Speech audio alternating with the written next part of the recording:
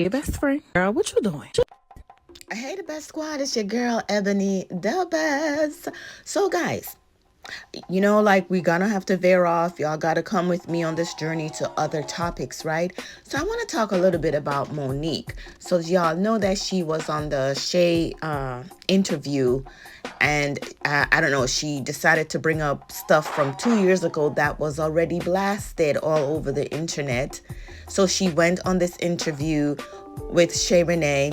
She also was talking about, like I said, things from the past that was already done with. DL already addressed her.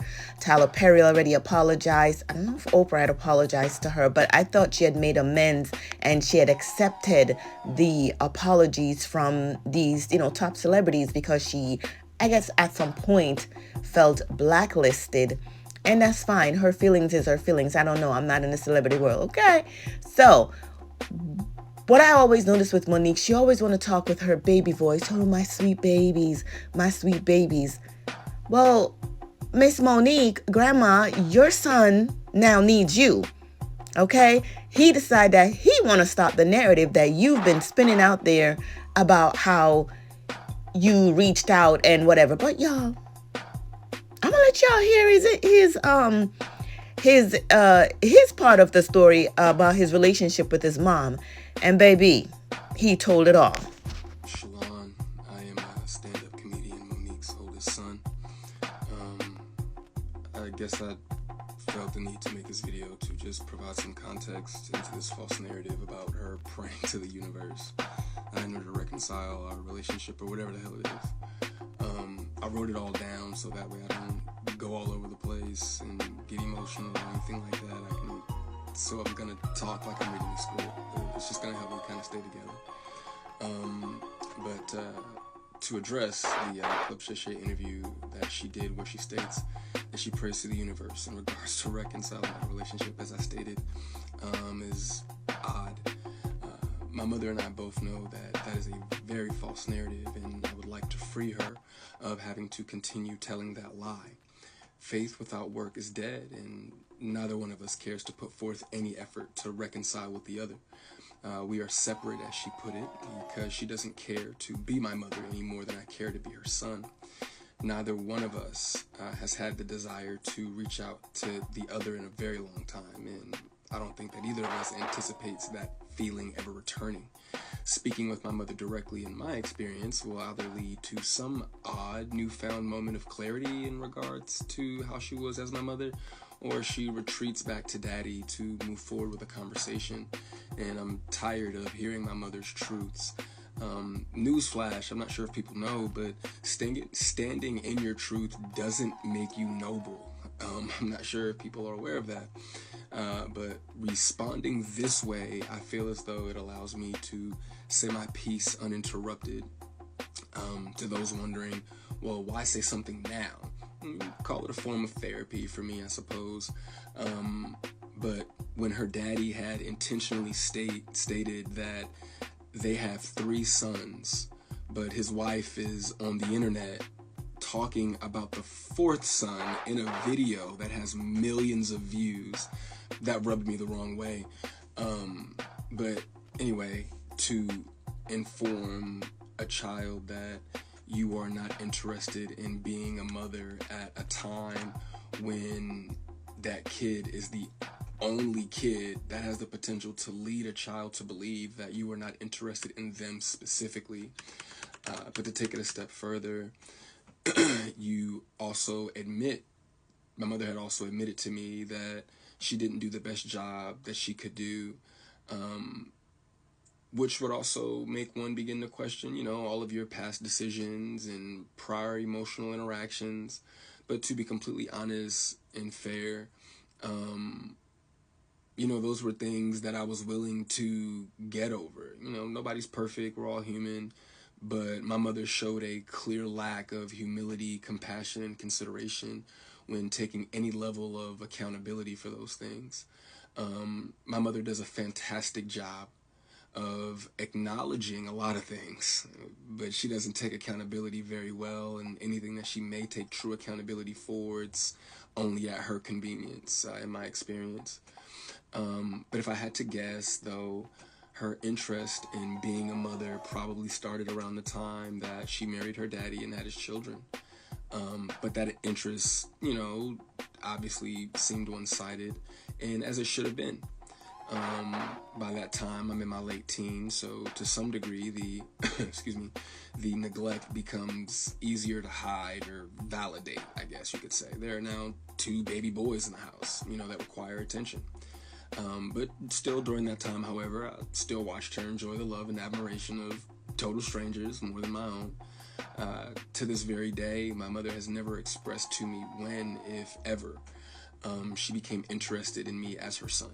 That did lead me down a path of questioning my self-worth and struggling to understand the value of a mother in a child's life.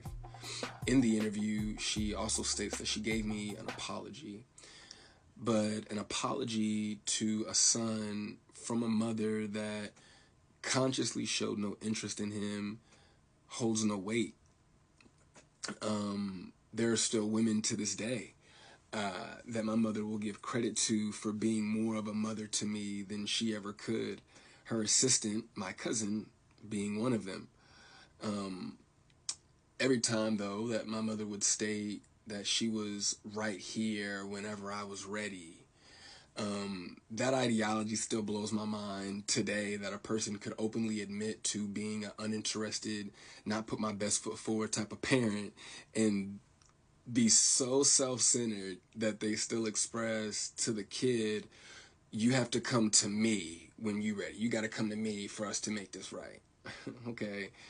But I'm not sure what my mother could possibly think that she has shown me in the past or have for me now that's not money, goodness gracious, that would make me want to come to her or whatever those feelings are supposed to be.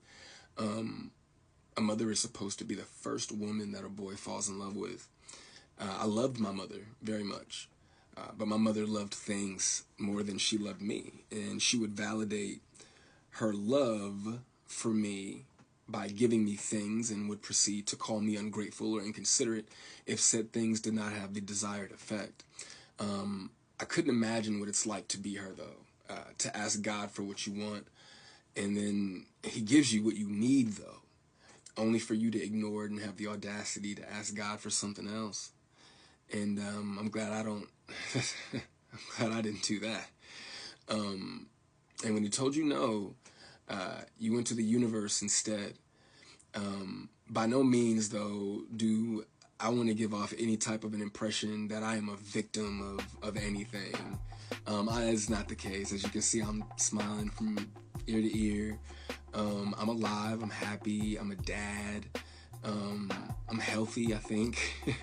I drink a lot of water, I'm getting over a cold now. I still have my days just like everybody else. And, there were a few things that she did teach me along the way.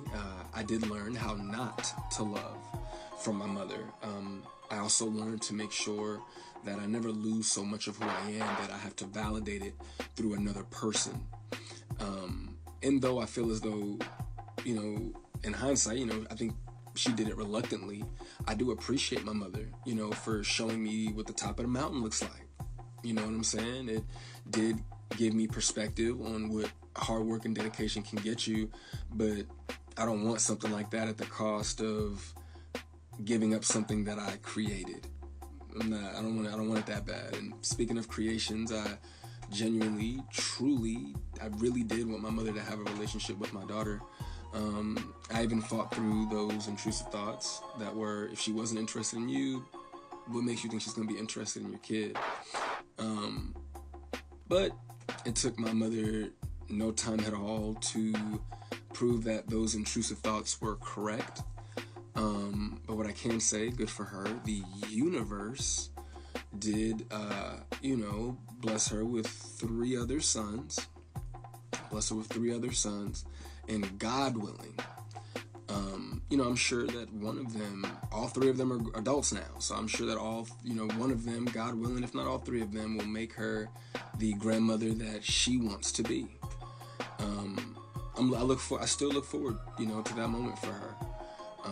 But overall, when it comes to the boys, though, I am happy that whenever they do hear me talk, Sorry, my phone did something weird. But no, but whenever they hear me talk, they don't know what it is. They can't relate to what it is that I'm saying. My experience with my mother is not their experience with our mother.